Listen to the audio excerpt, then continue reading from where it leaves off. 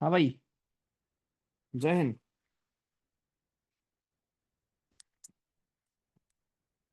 क्या हाल है? All good.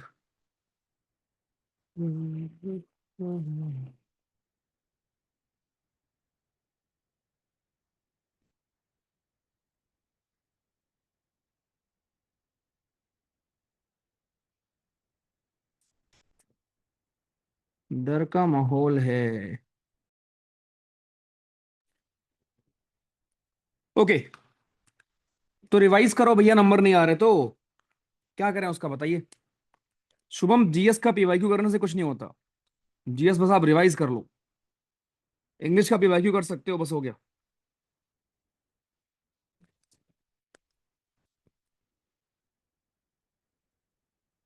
M I audible क्या? एक बार बता दो जरा, इफ आई एम ऑडिबल यार।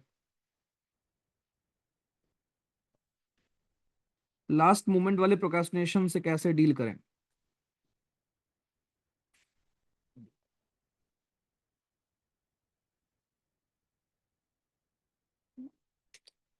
ओके, पढ़ के डील करो दोस्त। और कैसे कर सकते हैं यार? मतलब इस टाइम पर तो तुम लोग क्या बोलूं मैं। इस टाइम पर आपकी प्रॉब्लम ये होनी चाहिए कि यार मैंने इसको एक बार रिवाइज किया है, अब एक बार और कैसे कर लूं। ठीक है। और आपकी प्रॉब्लम्स क्या हैं? डिस्पाइट कि इतनी बार आपने सेम चीज पढ़ी हुई। पढ़ो, ठीक है। बातें कम करो, अपना दुख लोगों को कम सुनाओ, ठीक है। जितना आप लोगों को दुख सुनाओगे कि यार मेरे पास टाइम कम है, मेरा ये कवर नहीं है, कवर है, उसकी जगह पर एक चीज कवर कर लो बैठकर, ठीक है। कोई बात नहीं, चलो। अच्छा करोगे यार, रिलैक्स। तो हमारे कुछ गिने जो टॉपिक्स बचे हुए हैं, राइट, और वो भी जो आपके मेन एग्जाम में आने वाले टॉपिक्स हैं, वो ऑलरेडी हमारे दोस्तों कवर्ड। ठीक। एग्जाम में आने वाले जो आपके टॉपिक्स हैं हमारे, वो हमारे कवर्ड है। मेनली क्वेश्चन आप अगर देखोगे पॉलिटी में आपको मिलेगा प्रेसिडेंट से, वाइस प्रेसिडेंट से तो मिलेगा एक सवाल आपका, बिल्कुल है। ठीक है। दूसरा एक आपको सवाल मिलेगा दोस्तों हमारे, कैसे हम रिमूव करते हैं, हो सकता है ना करंट अफेयर में आपको एक सवाल मिल जाए, कैसे हम रिमूव करते हैं जज को, क्योंकि जज के रिमूवल की बात चल रही थी, है ना। तो अभी मैं आपको बता दूंगा कि जब हम जज को रिमूव कैसे करते हैं, स्पेशल मेजोरिटी से होगा, कौन से हाउस से होता है, वो चीज अभी आप यहाँ पे सीख लोगे। ठीक है।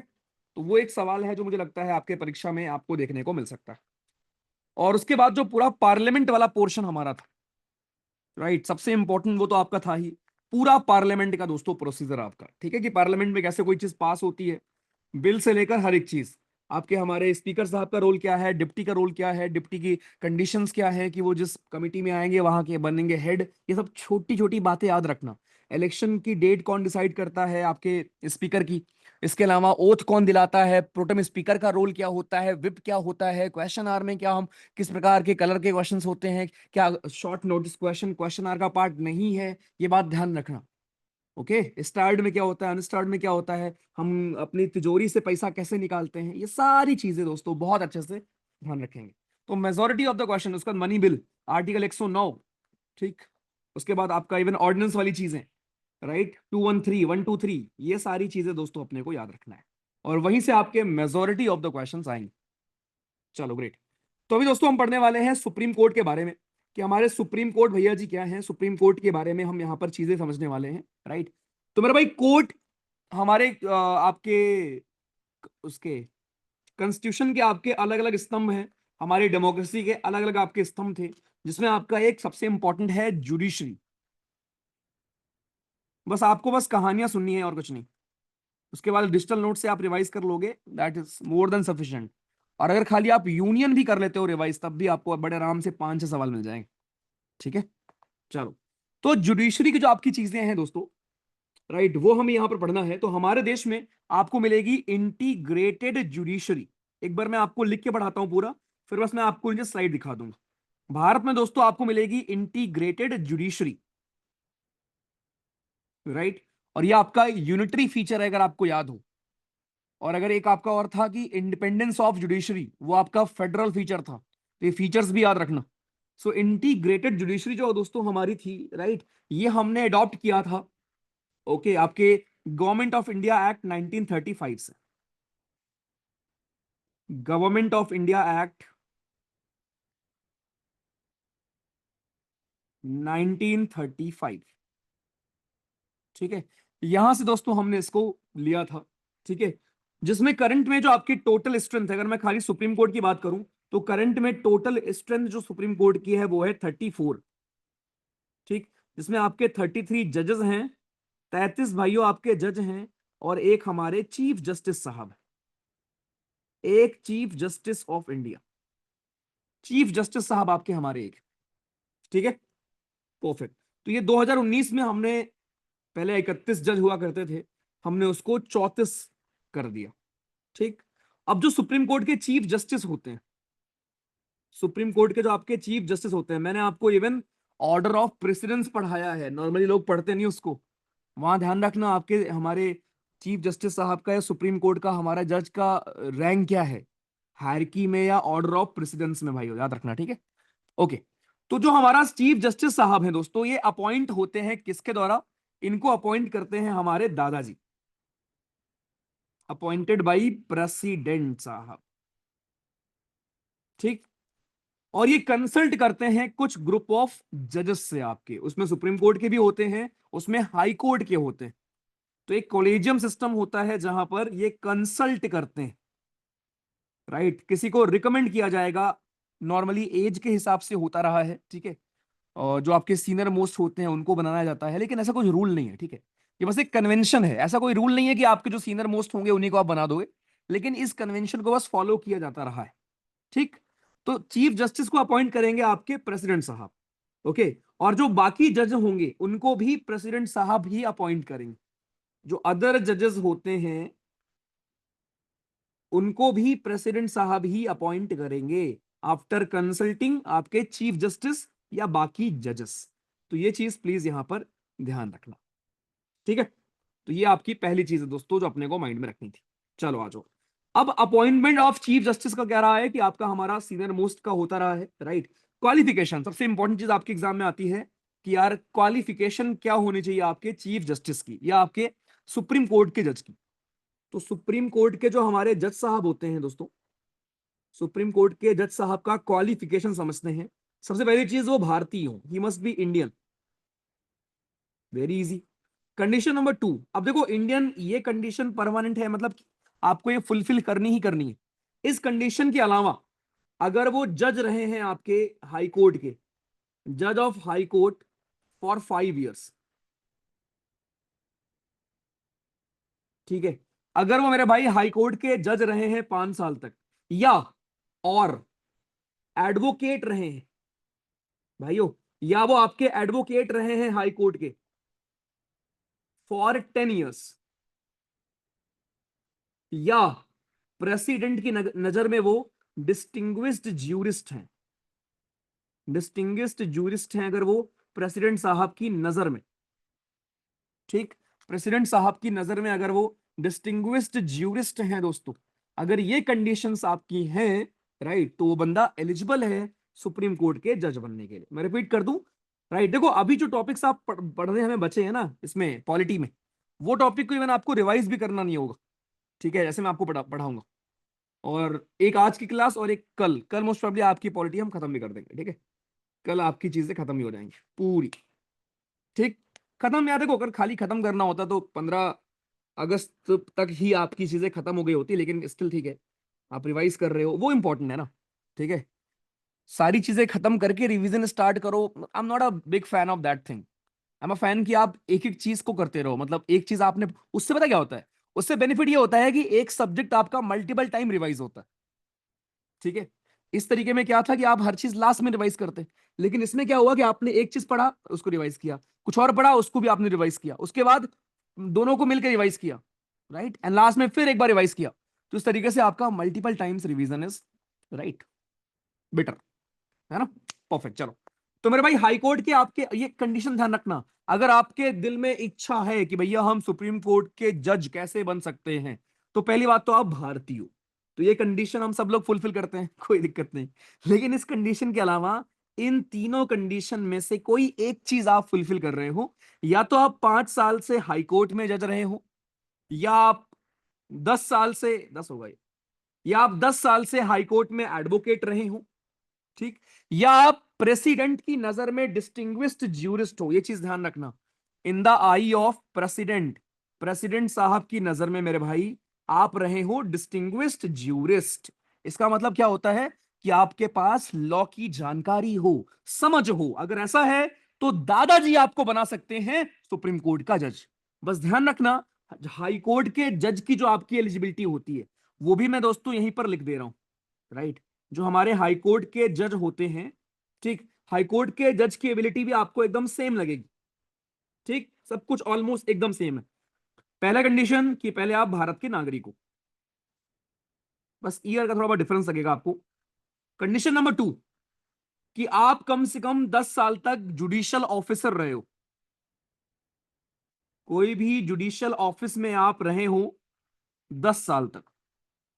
जुडिशियल ऑफिस का मतलब क्या होता है, एक दोस्तों यूपी में अगर मैं बताऊं, एक एग्जाम होता है हमारा पीसीएस जे का, जुडिशरी का एक एग्जाम होता है। जब मैं अपने तैयारी के शुरुआती दिनों में था तो मेरा भी सपना हुआ करता था क्योंकि डे ड्रीम करता था ना मैं, मतलब मुझे डे ड्रीम करना बड़ा पसंद था कि गाने बज रहे हैं, मेरा चेस्ट नंबर बुलाया जा रहा है और मैं उठ के जा रहा हूँ, ठीक है और उसके बाद फिर मैं घर फोन कर रहा हूँ, राइट। आप भी शायद करते होंगे ऐसा कुछ ना कुछ डे ड्रीम, है ना, थोड़ा बहुत करते होंगे।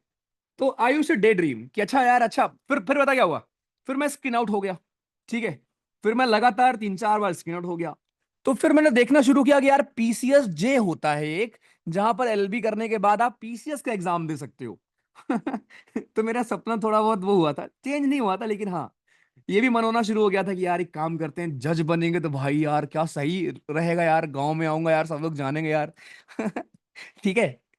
तो वो जो होता है ना, मतलब एक आप स्कूल के बाद या जिस कॉलेज में इंटर करते हो उस टाइम में आप सोच रहे होते हो कि हाँ यार ये भी बन जाते हैं, वो भी बन जाते हैं, ठीक है। हाँ तो वही वही वाला हाल था। हम्म। आज एसएसबी का सपना आया था।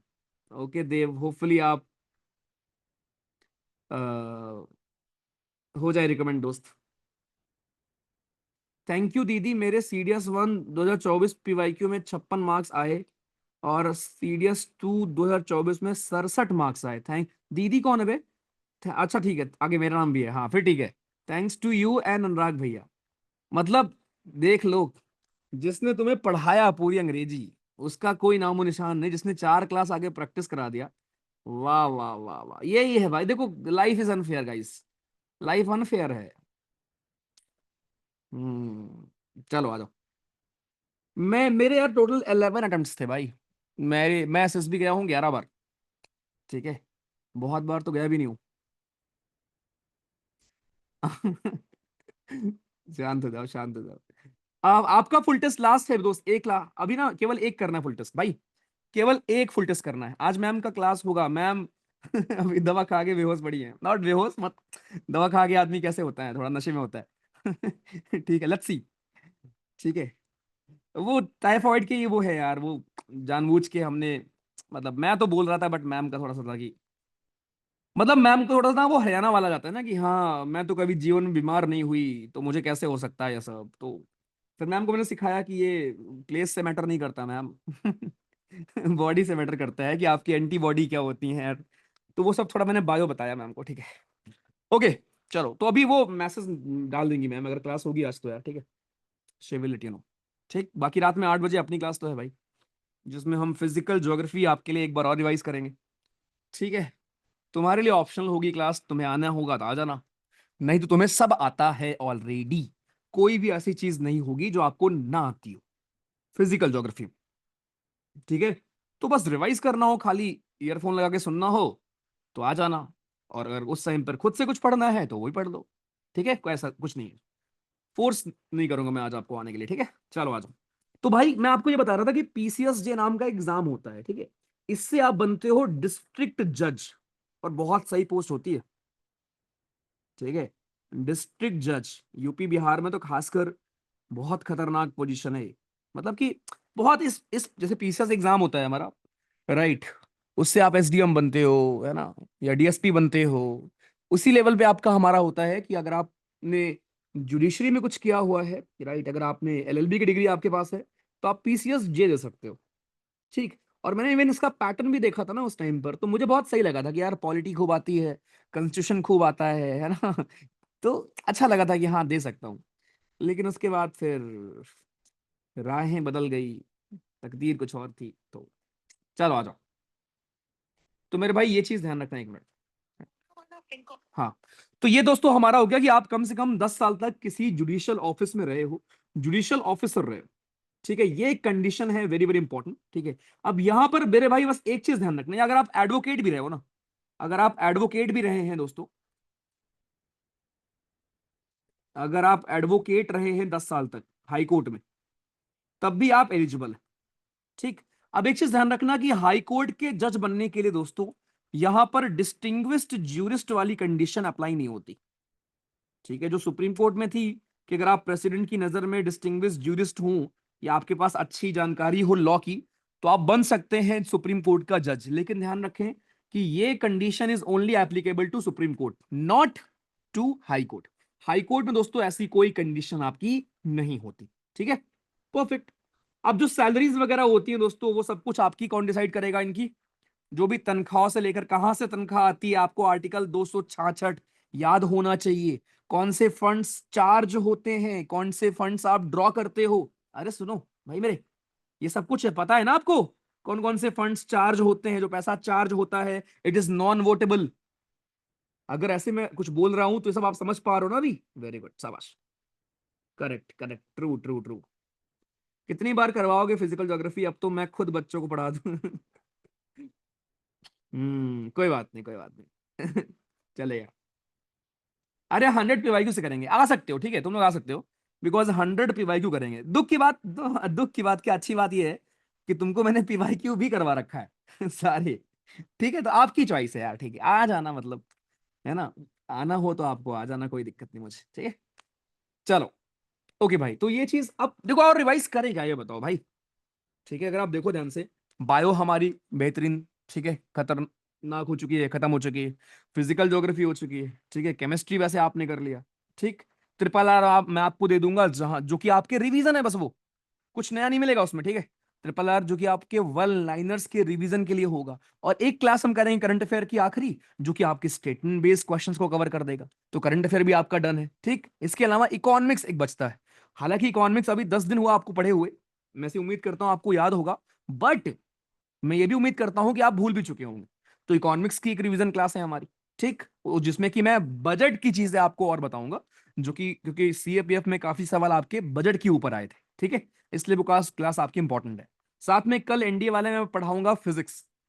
अगेन फिजिक्स भी आपने अभी ऑलमोस्ट कितने 20-25 दिन हुए होंगे पढ़े हुए आपको। ठीक है, वो भी आपके लिए टोटल रिवीजन है, सारे न्यूमेरिकल वगैरह, तो वहां से आपका वो रिवाइज। तो तुम्हारा bio revise, physics revise, chemistry revise, physical geography revise, current affair revise. ठीक है, इंग्लिश तो आप खतरनाक तरीके से कर ही रहे हो, जो सबसे इंपॉर्टेंट है आपके लिए।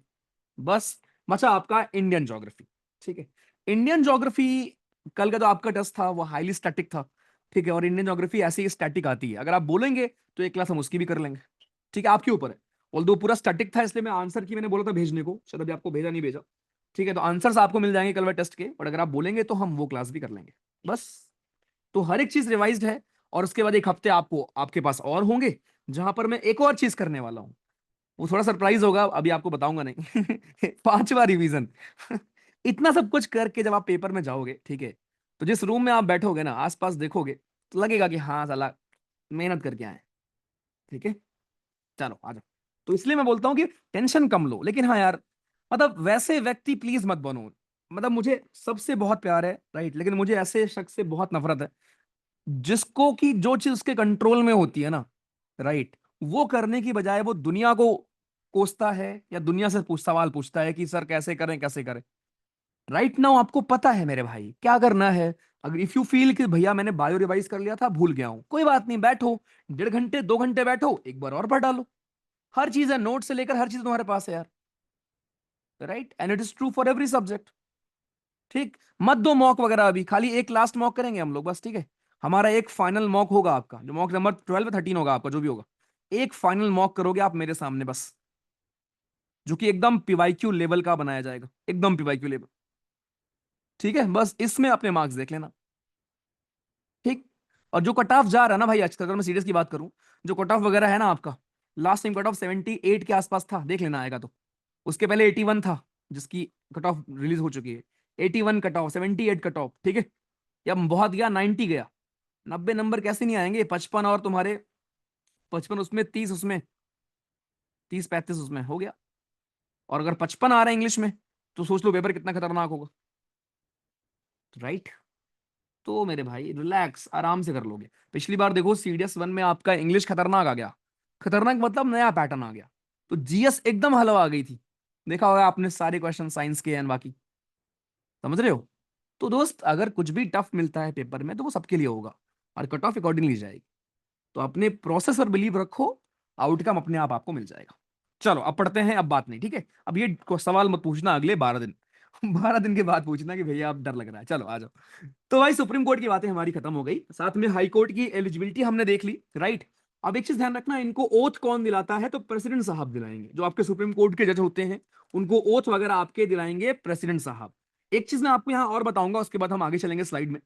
प्लीज ध्यान रखना, there is no minimum age limit. कोई भी मिनिमम एज लिमिट नहीं होती। मिनिमम, कोई भी मिनिमम एज लिमिट दोस्तों आपकी नहीं है, ठीक। There is no minimum age limit, ठीक। कोई भी जवानों मिनिमम एज लिमिट नहीं है आपको सुप्रीम कोर्ट या हाई कोर्ट का जज बनने के लिए। चाहे वो सुप्रीम कोर्ट का जज हो, चाहे वो हाई कोर्ट का जज हो, कोई भी मिनिमम एज लिमिट नहीं है, ठीक है, ध्यान रखेंगे। लेकिन मैक्सिमम एज लिमिट है। हाई कोर्ट के जज आप बन सकते हो till the age of 62 only, and supreme court के आप बन सकते हो 65 ईयर्स तक, बस। 62 साल के अगर आप हो गए हैं तो मेरे भाई, आपको टाटा बाय बाय बोल दिया जाएगा। अगर आप 65 साल के हो गए हैं तो आपको टाटा बाय बाय बोल दिया जाएगा फ्रॉम सुप्रीम कोर्ट, ठीक है जी। बस आ जाओ। देखो यहां पर वही लिखा है, आर्टिकल 124 से लेकर 147, उसी आपके पार्ट 5 में ही दोस्तों मेंशन मिलता है हमारे सुप्रीम कोर्ट का। जो बातें मैंने आपको बताई हैं वही यहां पर पूरा लिखा हुआ है, देख लीजिएगा, पढ़ लीजिएगा, सब कुछ सही मिलेगा, कुछ अलग नहीं मिलेगा, ठीक। अभी अलग अलग केसेस हुए हैं जहां पर पहले एक कोशिश की गई थी कि हम एक जज, सॉरी, नेशनल जुडिशियल कमीशन बनाते हैं, बेसिकली अपॉइंटमेंट कमीशन, जो कि अपॉइंट करेगा जजेस को। लेकिन इस चीज को इनवैलिड करार दे दिया गया बाद में, और जो आपका कलीजियम सिस्टम है उसी को हमने वापस फॉलो करते हैं। तो अगर आप आज के दिन पूछो जज आपके हमारे अपॉइंट कैसे होते हैं भाइयों, तो जज हमारे नॉर्मली आपके अपॉइंट होते हैं कि 4-5 मेंबर्स के कॉलेजियम होता है एक, जो मिलकर डिसाइड करते हैं कि हाँ यार इनको हमें सुप्रीम कोर्ट का जज बनाना चाहिए, और बस वो आपके बन जाते हैं। और अपॉइंट कौन करेगा? दादाजी आपके हमारे। नेक्स्ट, क्वालिफिकेशन देख लो, he should be a citizen of India, he should have been जज ऑफ हाई कोर्ट। पूरी बात वही है जो मैंने आपको बताई, कोई मिनिमम एज नहीं है, बस मैक्सिमम एज आपकी होती है 65 साल, ठीक। चलो, जज आपके बन गए, होते कौन है आपने देख लिया। अब जज को हम रिमूव कैसे करते हैं? ध्यान रखना, इसको हम इंपीचमेंट वर्ड नहीं बोलते, लेकिन रिमूवल कैसे होता है आपके जज साहब का, उस पर आते हैं। तो मेरे भाई, जज को रिमूव करने के लिए 100 लोग की हमें जरूरत होती है। अगर जज को आपको रिमूव करना है तो 100 MPs लोकसभा के जाएंगे स्पीकर के पास और बोलेंगे हम इस जज साहब को रिमूव करना चाहते हैं, ठीक। और अगर ये चीज राज्यसभा में हो रही होगी दोस्तों, ये बहुत ध्यान सुनना, अभी न्यूज में था, एक हम जज साहब को रिमूव करने की बात कर रहे थे हाई कोर्ट के, इसलिए इंपॉर्टेंट है आपके लिए। और हाई कोर्ट का हो चाहे सुप्रीम कोर्ट का हो, जज को रिमूव करने की प्रक्रिया एकदम सेम है। जज आपके रिमूव पार्लियामेंट से होते हैं, ध्यान रखना, ठीक है। चाहे वो सुप्रीम कोर्ट के जज हो दोस्तों, चाहे वो हाई कोर्ट के जज हो, अगर आप उनके रिमूवल की बात करेंगे तो पार्लियामेंट ही रिमूव करेगा इनको। पार्लियामेंट ही रिमूव करेगा, रिमूवल बाई पार्लियामेंट, ठीक है। इनको दोस्तों पार्लियामेंट ही आपके रिमूव करेगा। चलो परफेक्ट। तो 100 मेंबर जो आपके हमारे हैं दोस्तों, अगर आपको मान लो लोकसभा के MP का मन हुआ कि यार हमें ये रिमूव चाहिए, ठीक है, हम चाहते हैं रिमूव करना किसको? अपने जज साहब को। तो उसके लिए 100 MP का सपोर्ट चाहिए आपको, ठीक है। 100 MP जाएंगे स्पीकर के पास और बोलेंगे स्पीकर साहब, स्पीकर साहब, हम चाहते हैं कि इन फला फला जज साहब को रिमूव किया जाए, ठीक। यहीं पर you can recall no confidence motion, adjournment motion. उसको लाने के लिए कितने MP के सपोर्ट की नीड थी? 50 MP की। किस हाउस में आता था? आपके केवल लोकसभा में। लेकिन जज को रिमूव आप दोनों हाउस से कर सकते हो। तो अगर आपको राज्यसभा में इंट्रोड्यूस करना है तो आपको 50 एमपी का सपोर्ट चाहिए, और अगर आपको लोकसभा में लेकर आना है तो आपको 100 एमपी का सपोर्ट चाहिए। अब आप अपने चेयरपर्सन के पास जाओगे और बताओगे हमारे पास इतना नंबर है। अगर इतना नंबर हुआ और चेयरपर्सन ने एडमिट किया तो फिर 3 मेंबर कमिटी बनती है आपकी, 3 मेंबर कमिटी। ठीक, इस कमिटी में कौन कौन होता है?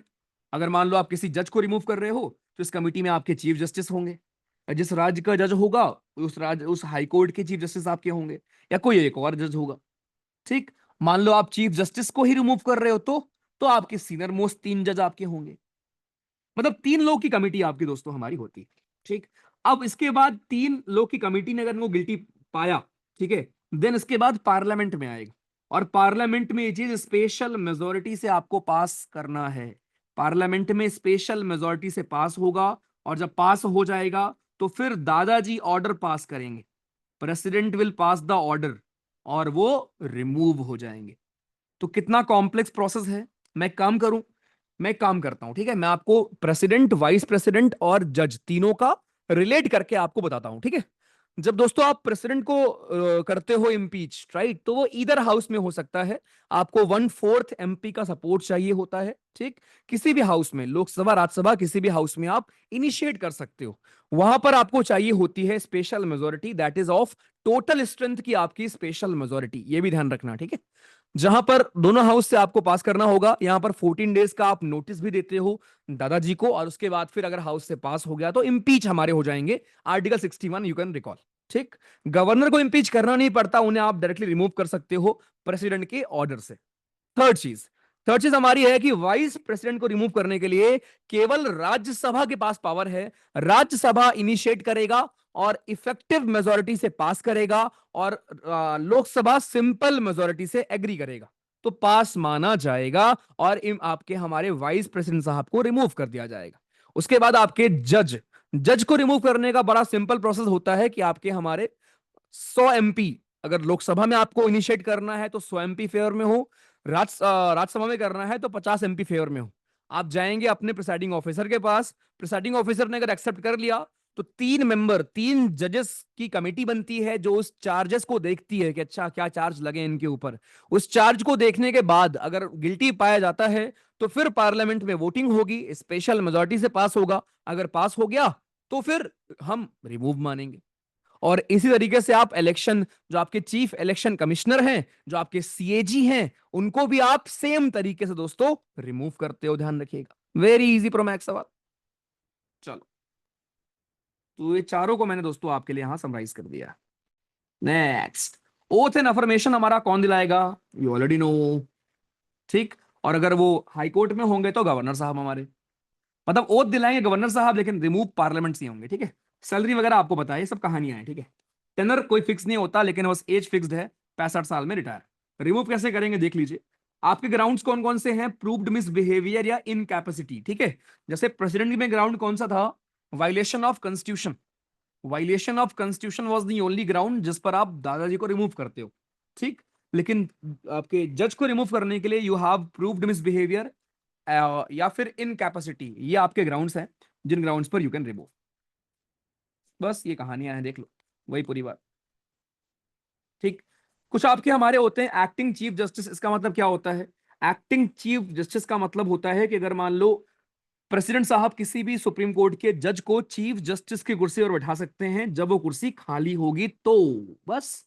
एडॉक क्या होता है? एडॉक आपका टेम्परेरी होता है, ठीक है। कभी कभी दोस्तों ऐसा भी होता है कि मान लो सुप्रीम कोर्ट में केस बहुत ज्यादा पेंडिंग हो, तो आप किसी हाई कोर्ट के जज की भी मदद ले सकते हो, इसको बोलते हैं एडोक जज। ठीक, देन वी हैव रिटायर्ड जज। रिटायर्ड जज में क्या होगा भाई कि आपके हमारे at any time chief justice of India can request any retired judge of supreme court to act as supreme court for temporary period। मतलब मान लो नॉर्मली कोई वेकेशन पर गया हुआ है, ठीक है, रिटायर हो चुका है, पेंशन मिल रही है उसको, बट अगर मान लो केसेस बहुत ज्यादा हैं, सुप्रीम कोर्ट कैन रिक्वेस्ट कि अरे सर प्लीज आ जाओ, सर सर सर प्लीज आ जाओ, तो वो आ सकते हैं। ठीक, आ जाओ। केवल एक ही सीट है आपके सुप्रीम कोर्ट की, वो है दिल्ली में, ठीक है। जैसे आप बेंच पढ़ते हो, है ना, अलग अलग हमारी बेंच होती है, तो हाई कोर्ट की दोस्तों आपकी अलग अलग बेंच होती है। सुप्रीम कोर्ट की एक ही प्राइमरी बेंच है जो कि न्यू दिल्ली में है, ठीक है, दिल्ली में आपको मिलेगी दोस्तों हमारी।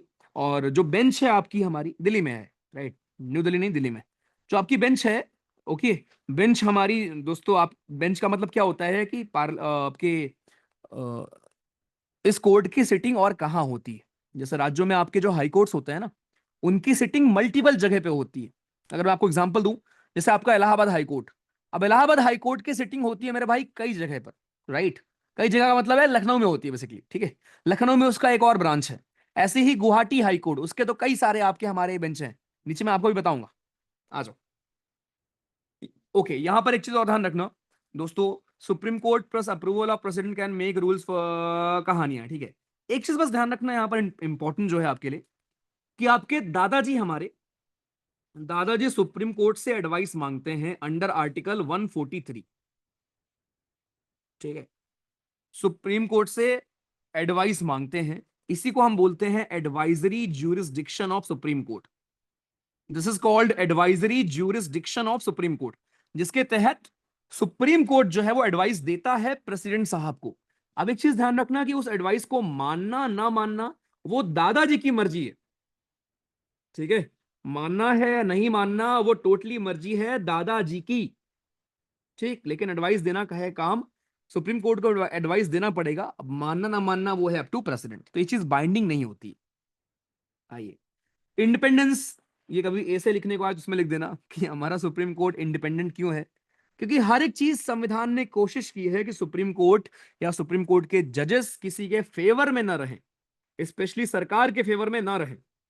इस चीज की दोस्तों कोशिश की गई है, राइट। चाहे वो मोड ऑफ अपॉइंटमेंट हो, सिक्योरिटी ऑफ टेनर हो, फिक्स्ड सर्विस कंडीशंस हो, या पैसा हो, सैलरी हो, ये सारी चीजों का दोस्तों विशेष ख्याल रखा गया है। नेक्स्ट, कंडक्ट ऑफ जजेस कैन नॉट बी डिस्कस्ड, ये बड़ी इंपॉर्टेंट चीज है। जैसे पार्लियामेंट में जो आप बोलोगे दोस्तों, ठीक है, वो चीज पार्लियामेंट में जो आपके एमपी बोलते हैं वो चीज हमारी दोस्तों बाहर कहीं कोर्ट पर क्वेश्चनेबल नहीं होती। सिमिलरली कोर्ट की बातें बाहर कहीं पर आप ऐसे डिस्कस नहीं कर सकते हो, अनलेस कि पार्लियामेंट में इनका इम्पीचमेंट चल रहा हो, तो अलग बात है, तो न्यूज में भी आ जाएगा। लेकिन नॉर्मली कोर्ट में क्या हुआ है वो बातें आप डिस्कस नहीं करते, ठीक है। किसी केस के बारे में कुछ हो सकता है कि हाँ इस केस में आज ये हुआ, ये सुनवाई हुई, वो सुनवाई हुई, you can give the information, लेकिन बाकी चीजें आप नहीं कर सकते। नेक्स्ट, तो यहाँ पर वही सारी आपकी दोस्तों कहानियां है। Ban on practice after retirement, ठीक है। अब देखो रिटायरमेंट पर भी बैन लगा हुआ है, मतलब कि अगर आप सुप्रीम कोर्ट के या हाई कोर्ट के भी जज हैं तो आप रिटायरमेंट के बाद प्रैक्टिस नहीं कर पाओगे, ठीक। लेकिन पॉलिटिशियन बन जाओगे। सोचो, कॉन्स्टिट्यूशन में रिटायरमेंट के बाद प्रैक्टिस को इसलिए बैन किया गया है कि आगे की फेवर के लिए आप सरकार का पक्ष ना लो, लेकिन आप कुछ महीने के बाद सरकार को ही ज्वाइन कर लेते हो, आप एमपी बन जाते हो, एमएलए बन जाते हो, है ना। तो भैया जी क्या ही बोले इस पे। आई एम श्योर आपने बहुत सारे ऐसे जजेस को देखे होंगे, पास्ट में भी और अभी करंट में भी। बहुत सारे ऐसे जजेस हैं जो कि किसी पॉलिटिकल पार्टी में जाकर शामिल हो जाते हैं, ठीक। आइए, next, jurisdiction can not be cartel, इसका मतलब क्या होता है भाई, इसका मतलब ये होता है कि जैसे मान लो सुप्रीम कोर्ट का ज्यूरिसडिक्शन का मतलब दोस्तों ये होता है कि उसका डोमेन कहां तक है, मतलब कहां तक आप निर्णय दे सकते हो, कहां कहां तक के मैटर्स पर आप निर्णय अपना दे सकते हैं, इसको बोलते हैं ज्यूरिसडिक्शन। ओके, फ्रीडम आपके पास होती है अपॉइंट करना खुद का स्टाफ। आपने देखा होगा आपके आरओ एआरओ का एग्जाम होता है ना। आपने देखा होगा अलग से आपका एग्जाम होता है सुप्रीम कोर्ट के स्टाफ के लिए। तो सुप्रीम कोर्ट के स्टाफ में आप दोस्तों अलग से, या हाई कोर्ट के स्टाफ में अलग से दोस्तों वैकेंसीज निकलती हैं, अलग से आपका वहां पर आप ज्वाइन कर सकते हो एग्जाम क्लियर करके। सेपरेशन होता है फ्रॉम एग्जीक्यूटिव, ये आपको मैं डे वन पढ़ाया था कि एक हेल्दी डेमोक्रेसी के लिए जो डेमोक्रेसी के हमारे स्तंभ हैं उनका अलग होना बहुत जरूरी है, ठीक। नेक्स्ट, अब ये चीज बस ऐसे बस रीड कर लो कि कौन किस में आता है। अब मेरे भाई सुप्रीम कोर्ट के हमारे अलग अलग टाइप के ज्यूरिसडिक्शन है। इसका मतलब क्या होगा भैया, इसका मतलब ये होता है भाई कि सुप्रीम कोर्ट किन किन मसलों पर जजमेंट दे सकता है, ठीक है। वो मसले आपके क्या क्या है। तो नंबर वन चीज दोस्तों आपके ओरिजिनल ज्यूरिसडिक्शन, कि सुप्रीम कोर्ट का दोस्तों हमारा ओरिजिनल ज्यूरिसडिक्शन है, राइट। किन किन चीजों पर, पहला, अगर मान लो कल के दिन यूपी और केंद्र की सरकार में लड़ाई हो जाए किसी चीज को लेकर, तो उसके ऊपर जजमेंट कौन देगा, खाली सुप्रीम कोर्ट। अगर यूपी वर्सेस एमपी हो जाए, एमपी वर्सेस कोई और राज्य हो जाए, मतलब जब दो राज्यों में लड़ाई होगी, या एक तरफ एक राज्य, दूसरी तरफ सेंट्रल गवर्नमेंट, या एक तरफ कई सारे राज्य, दूसरी तरफ भी कई सारे राज्य या सेंट्रल गवर्नमेंट, मतलब जब राज्यों के बीच में कोई लड़ाई होगी दोस्तों, तो इसके ऊपर जजमेंट देने का हक केवल और केवल सुप्रीम कोर्ट के पास। और यह बात आर्टिकल 131 में मेंशन है। इसी को बोलते हैं original jurisdiction of supreme court. ठीक है जवान, it is called original jurisdiction of supreme court. Supreme court का ओरिजिनल ज्यूरिसडिक्शन जवानों हम इसी को कहते हैं।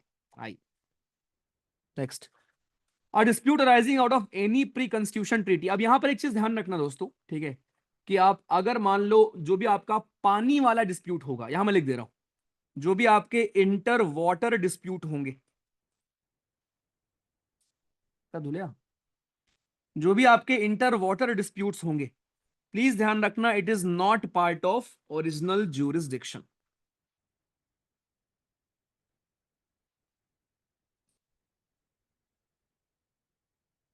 ठीक है, ये जवानों आपके ओरिजिनल ज्यूरिसडिक्शन का पार्ट नहीं रहेगा। जो आपके इंटर वाटर डिस्प्यूट्स होते हैं, जैसे आपको याद होगा कावेरी रिवर डिस्प्यूट था ना, कर्नाटका, राइट। अच्छा, कावेरी से याद रखना कावेरी कहाँ से निकलती है, उसकी ट्रिब्यूटरी काबिनी, ये सब भी याद रखिएगा, ठीक है, काबिनी वगैरह हमारी क्या होती है। चलो, तो ये इंटर वाटर डिस्प्यूट, पानी के जो आपके विवाद हैं दोस्तों, ये ओरिजिनल ज्यूरिसडिक्शन का पार्ट नहीं होगा, लेकिन उसके अलावा बाकी सारी चीजें होंगी। जब दो राज्यों के बीच लड़ाई होगी तो वो सुप्रीम कोर्ट ही उसको सुलझाएगा। रिट पढ़ चुके हैं आप ऑलरेडी आर्टिकल 32 में दोस्तों, राइट। अच्छा सॉरी, इसको हम पढ़ेंगे ऑलरेडी, अभी एफआर में पढ़ेंगे दोस्तों, ठीक है। एफआर में आपको मैं पढ़ाऊंगा कि रिट क्या होता है, रिट इशू कौन करता है। तो मेरे भाई, writ is just a order, ठीक। रिट हमारा एक प्रकार का ऑर्डर होता है, जिसका मतलब क्या होता है कि आपके कोर्ट जो है कुछ ऑर्डर इशू कर रहे हैं। एक चीज ध्यान रखना कि रिट इशू करने का पावर केवल सुप्रीम कोर्ट और हाई कोर्ट के पास होता है। किसी और कोर्ट के पास भारत में रिट इशू करने का पावर नहीं है, ठीक है, इस बात को कृपया ध्यान रखें। आइए, तो रिट ज्यूरिसडिक्शन में क्या है कि aggrieved can go directly to supreme court, but it is not exclusive, only for enforcement for fundamental rights, right. अब ये रिट पूरा मैं आपको भी पढ़ाऊंगा जब हम एफआर पढ़ेंगे, रिलैक्स, इसको अभी साइड में रखो। तो रिट इशू करने का राइट भी दोस्तों सुप्रीम कोर्ट के पास है। आगे, अपलेट ज्यूरिसडिक्शन, राइट, यहां कुछ नहीं पढ़ना, बस जो मैं मुंह से बोल रहा हूं उसको बस जानकारी रखो। दोस्तों, आपने कभी देखा है कि मान लो किसी को हाई कोर्ट में सजा हो जाती है, तो वो सुप्रीम कोर्ट में अपील करता है, देखा होगा आपने। तो मेरे भाई, सुप्रीम कोर्ट के पास ये भी होता है कि हाई कोर्ट में जो मसले सॉल्व नहीं हुए, या अगर आप संतुष्ट नहीं है जजमेंट से, तो आप सुप्रीम कोर्ट में अपील कर सकते हो, ठीक है, बस। यानी सुप्रीम कोर्ट के पास अपलेट ज्यूरिसडिक्शन भी दोस्तों मौजूद है, जहां पर आप अपील कर सकते हो, ये देख लो, ठीक। इवन एक चीज ध्यान रखना, अगर जैसे मान लो ना, किसी लोअर कोर्ट ने किसी को डेथ पेनाल्टी दे दी, उम्र कैद दे दी, या आपका मृत्यु दंड दे दिया, तो उसको आपको हायर कोर्ट से कंफर्म करना होता है, ठीक है। एक बार हायर कोर्ट उस पर्टिकुलर चीज के ऊपर मोहर मारेगा, तब जाकर आपको सजा मिलेगी।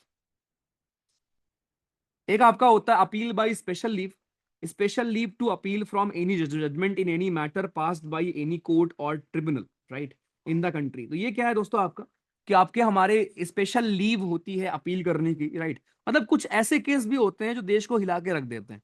आपने देखा होगा ना दोस्तों, कि सुप्रीम कोर्ट में कुछ ऐसे केस हैं जिनकी सुनवाई तुरंत हो जाती है ना। तो ये हमारे ऐसे स्पेशल केस होते हैं दोस्तों, जो कि देश को अफेक्ट कर रहे होते हैं, या बहुत ही इमीडिएट पब्लिक अर्जेंट मैटर आपका होता है, ठीक। एडवाइजरी आपने पढ़ी लिया, एडवाइस देना होता है। कोर्ट ऑफ रिकॉर्ड, देखो यहां सवाल कुछ नहीं आएगा, सवाल पता है जो आएगा ना, वो मैं आपको ऊपर एक पेज में लिख चुका हूं ठीक है, जो मैंने आपको यहां पूरा समझाया था ना, सवाल आपका दोस्तों इसी में से आएगा, कुछ आएगा तो, ठीक। अब तो मैं उसको मैं एक बार और रिपीट कर रहा हूं, समराइज कर रहा हूं तुम्हारे लिए। आ जाओ। तो जो आपका दोस्तों कोर्ट ऑफ रिकॉर्ड होता है, इसका मतलब क्या होता है, इसका मतलब आपने देखा होगा ना कि कोर्ट में जितनी भी बातें बोली जाती हैं, राइट, वहां पर लिखने वाले लोग होते हैं। तो एक रिकॉर्ड आपका मेंटेन होता है, जितनी भी बातें होंगी, जितनी बातें आप बोलेंगे, जज साहब बोलेंगे, वकील बोलेंगे, सारी बातें दोस्तों वहां पर रिकॉर्ड होती। इसी को बोलते हैं कि कोर्ट के पास एक कोर्ट ऑफ रिकॉर्ड भी होता है। लास्ट में दोस्तों we have contempt of court. इसका मतलब क्या होता है दोस्तों? इसका मतलब ये होता है कि कंटेम्प्ट आप नहीं करोगे भाई कोर्ट का। देखो, कोर्ट की अवहेलना मत करो। कोर्ट के किसी ऑर्डर को लेकर आजकल तो देखो सोशल मीडिया बहुत ट्रॉल होते हैं ना जज वगैरह भी सोशल मीडिया पे बहुत ट्रॉल होते हैं। लेकिन ना बहुत सारी ऐसी चीजें हैं जो कि नहीं करनी चाहिए, ठीक है? बिकॉज माननीय कोर्ट है हमारे, और वो दे हैव द राइट कि वो एक्शन ले सकते हैं। आप सोशल मीडिया पे कुछ लिख रहे हो उनके अगेंस्ट, किसी जजमेंट के अगेंस्ट कुछ लिख रहे हो, राइट? या नॉर्मल किसी जज साहब के अगेंस्ट आप कोई बात कर रहे हो, तो there always an option of contempt of court. Contempt of court आपका हो सकता है, ठीक? तो सिविल कंटेम्प्ट देखो आपका होता है, जिसमें क्या होता है कि आपने अगर मान लो कोई जजमेंट आई और आपने उसकी बात नहीं मानी। आपको मान लो बोला गया कि 10 तारीख को पेश होना है, आपने वो बात नहीं सुनी, आपने ऑर्डर फॉलो नहीं किया, ठीक है? तो इन सभी में आपके ऊपर सिविल कंटेम्प्ट का कोर्ट चलेगा। क्रिमिनल कंटेम्प्ट क्या होता है भाइयों? जहां पर आप कोर्ट की को किसी नेगेटिव उसमें समझाओ, ठीक है, दिखाओ, ठीक है? कोर्ट को नेगेटिव उसमें दिखाओ, सोशल मीडिया पर आप नेगेटिव बातें कर रहे हो कोर्ट के अगेंस्ट, ठीक है, किसी जज साहब के अगेंस्ट, तो आपके ऊपर लग जाएगा क्रिमिनल कंटेम्प्ट। बस, ठीक। अब क्या चीजें कंटेम्प्ट में नहीं आती? Innocent publication and distribution of some matter. इसका मतलब ये हुआ कि अगर आप न्यूज में पब्लिश करके बस इन्फॉर्म कर रहे हो कि एक जज साहब के घर से इतना करोड़ पकड़ा गया, जज साहब ने बोला ये तो हमारा पैसा ही नहीं है, जनता ने बोला फिर लाओ हमको दे दो। अगर आप ऐसा कुछ पब्लिश करते हो तो कोई दिक्कत नहीं, ठीक है? आप फेयर रिपोर्टिंग करो, कोई दिक्कत नहीं, ठीक? साइड मत लो, है ना? क्रिटिसाइज मत करो, आप फेयर रिपोर्टिंग करो, न्यूज बताओ, उस पर दोस्तों कोई अवहेलना नहीं होगी। बस इतनी ही सी बात थी, ठीक? ये आपकी कुछ और हमारी पावर है कि आपके ये डिसाइड करता है जो disputes regarding the election of president. ये हम पहले ही पढ़ चुके हैं कि दादाजी के चुनाव में कोई गड़बड़ी हुई, कोई दिक्कत हुई, तो हमारा सुप्रीम कोर्ट ही है जो चेक करता है कि अरे क्या हो गया भाई, कैसे हो गया, ठीक? किसी भी चुनाव में कोई भी गड़बड़ होती है तो आखिरी बंदा चेक करने वाला सुप्रीम कोर्ट होता है। कोई भी यूपीएससी से लेकर, राइट, इवन मैं आपको पढ़ा चुका हूं जवानों, ध्यान रखना। यूपीएससी, एसपीएससी, इलेक्शन कमीशन सब पढ़ चुके हो आप। यूपीएससी के केस में एक चीज ये है कि दोस्तों, अगर आपको याद भी होगा, मिसबिहेवियर के ग्राउंड पर अगर आप किसी को रिमूव कर रहे होते हैं तो आपको एक बार सुप्रीम कोर्ट को रेफर करना पड़ता है, और सुप्रीम कोर्ट जो बोलेंगे वो प्रेसिडेंट के ऊपर बाइंडिंग होगा, वो प्रेसिडेंट को मानना पड़ेगा। ये मैंने दोस्तों आपको पढ़ाया है 1 पेजर में, कृपया देख लीजिएगा अगर आपको लगे कि हाँ भैया ये क्या है। वहां मैंने आपको कवर किया हुआ है एजी, UPSC, SPSC, election commission, NITI Aayog, right, ऐसे करके आपके टॉपिक्स हो रखे हैं। चलो, जो पॉलिटी के ही टॉपिक्स हैं दोस्तों। Power to review its own judgments और ऑर्डर। इसके पास पावर होता है कि खुद के जजमेंट्स को भी रिव्यू कर सकता है। इसका मतलब क्या हुआ भैया? इसका मतलब ये हुआ भाई कि आपने देखा होगा कि किसी और, जैसे आपको याद होगा ना प्रेम्बल वाला, प्रेम्बल का केस याद होगा ना आपको, कि किसी और केस में कुछ और जजमेंट दिया, लेकिन फिर 10 साल बाद किसी और केस में उस जजमेंट को चेंज कर दिया आपने। तो सुप्रीम कोर्ट चाहे तो अपने जजमेंट को भी दोस्तों क्या करती है? रिव्यू करती, और पूरे देश में जो बोलेगी वो चीज लागू होगी। समाप्ति।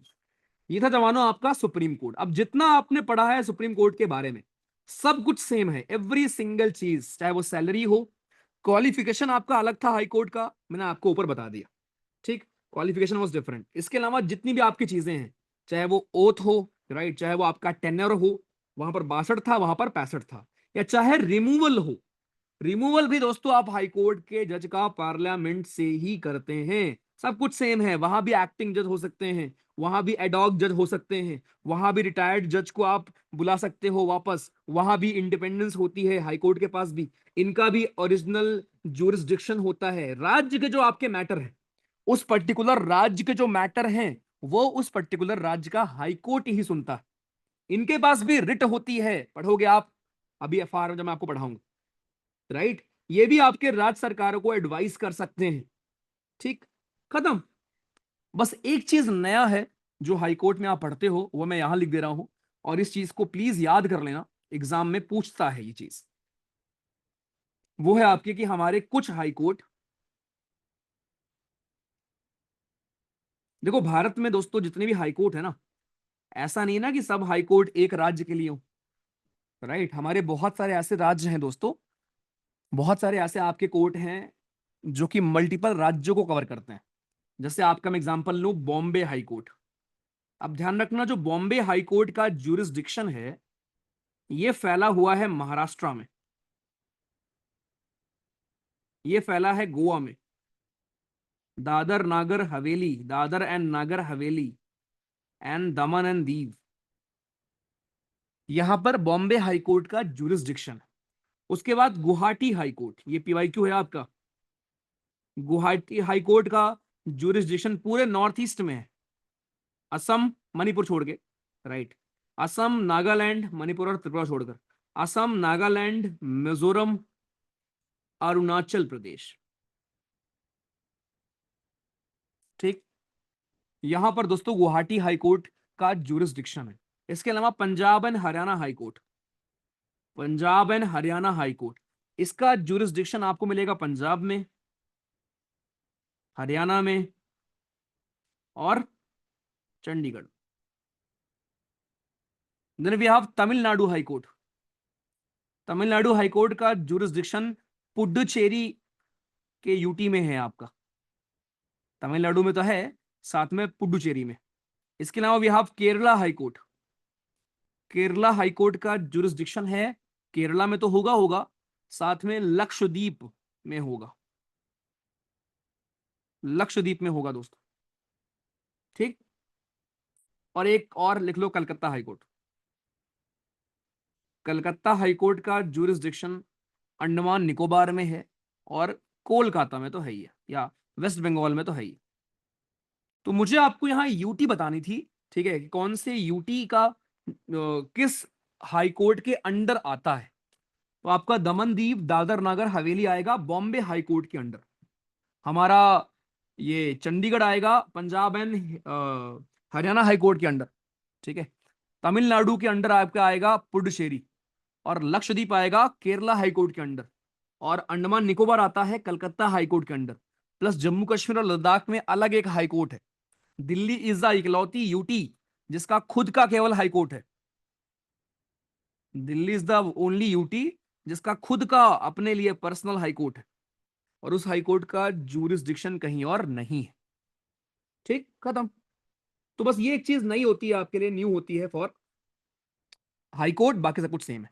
अब मैं बहुत आराम से समराइज कर रहा हूं, आप बताना दोस्तों, सुप्रीम कोर्ट और हाई कोर्ट में सवाल क्या बनते हैं, बहुत ध्यान सुनना और फिर आप बताना पूरा समझ में आया क्या। मेरे भाई सवाल, पहला आपका सवाल ये बनेगा कि एलिजिबिलिटी क्या होती है। दोनों की आपने एलिजिबिलिटी देख ली। मिनिमम एज लिमिट नहीं होती, मैक्सिमम एज लिमिट 62 और 65 होती है। ये चीज क्लियर हो गई बढ़िया से, ठीक है। इसके बाद दोस्तों अपॉइंट दादाजी ही करेंगे, ठीक। राज्यों में गवर्नर ओथ दिला देंगे, लेकिन अगर रिमूवल की बात होगी तो ध्यान रखना, चाहे बंदा हाई कोर्ट का हो चाहे बंदा सुप्रीम कोर्ट का हो, रिमूव पार्लियामेंट ही करेगी। ध्यान रखिए इस बात को, और स्पेशल मेजोरिटी से करेगी। पूरा प्रोसेस ध्यान रखना, ठीक। ये था आपका मेन पॉइंट जहां से सवाल बनेगा। उसके बाद तो बस पूरी कहानी थी कि इनके पास आप एडोक जज भी होते हैं, ठीक है। रिटायरमेंट से भी आप बुला सकते हो, ओथ कौन दिलाएगा, सैलरी, टेनर, ठीक। उसके अलावा आपका हमारा ये याद रखना हाई कोर्ट में बस, बस। ओरिजिनल में क्या आएगा, खासकर सुप्रीम कोर्ट का ओरिजिनल पूछता है आपसे। चलो खत्म। तो इजी प्रोमैक्स लगा, एक या दो दो सवाल कभी कभी पूछ लेता है आपसे, और बहुत आसान आता है। लास्ट टाइम आया था, लास्ट टाइम आया था कि रिट इशू कौन करता है। ये सवाल आया था। पता है, ये सवाल आया था।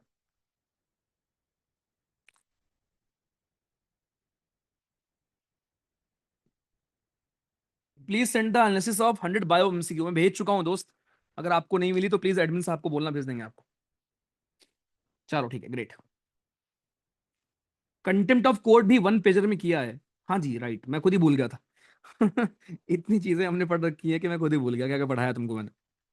एडोक जज का मतलब आदित्य ये होता है मेरे भाई, एडोक जज का मतलब ये होता है कि आपके हमारे टेम्पररी तौर पर कुछ जज बनाए जाते हैं, उनको बोलते हैं एडोक जज। बरार सर ने तो हाथ खड़े कर दिए हैं सिलेबस कंप्लीट होने के बाद। बोलता हूं बरार सर, बोल देता हूँ एक बार और रिवाइज करा देंगे। ऑल्दो ने जो 100 कराया था वही काफी है यार। अरे ये बैच में बच्चे कह रहे हैं कि बरार सर गायब हो गए हैं। रिवीजन क्लास ले लो गुरुजी। बराड़ सर का कहना है कि मैं एक बार में ही इतना अच्छा पढ़ा देता हूँ कि रिवीजन करने की जरूरत नहीं पड़ती, क्योंकि जीएस नहीं है ना ये। ओके, नितेश रिजाइन कर लो प्लीज यार। आ जाओ दोस्त, ठीक है। तो हमारा सुप्रीम कोर्ट और हाई कोर्ट खत्म, अब हम आएंगे एफआर पर। और ट्रस्ट में एफआर इतना आसान लगेगा, और मैंने वही वही पॉइंट्स आपको पढ़ाने के लिए लेके आया हूं एफआर में, जो कि आपके काम के हैं। कुछ भी बकवास नहीं, ठीक है। बहुत ध्यान से देखना। मैं जरा पानी लेके आता हूं, बस 2 मिनट आप रुकना। उसके बाद हम खत्म कर देंगे पूरा, ठीक है। आज खत्म कर देंगे, कल आपका बस एक क्लास बचेगी, जहां एक थोड़ा मैं आपको बेसिक बताऊंगा, मेकिंग ऑफ कॉन्स्टिट्यूशन, और दूसरा पंचायत और म्युनिसिपैलिटीज। बस, ठीक है, इतना ही बचेगा कल के लिए। रुक जाओ।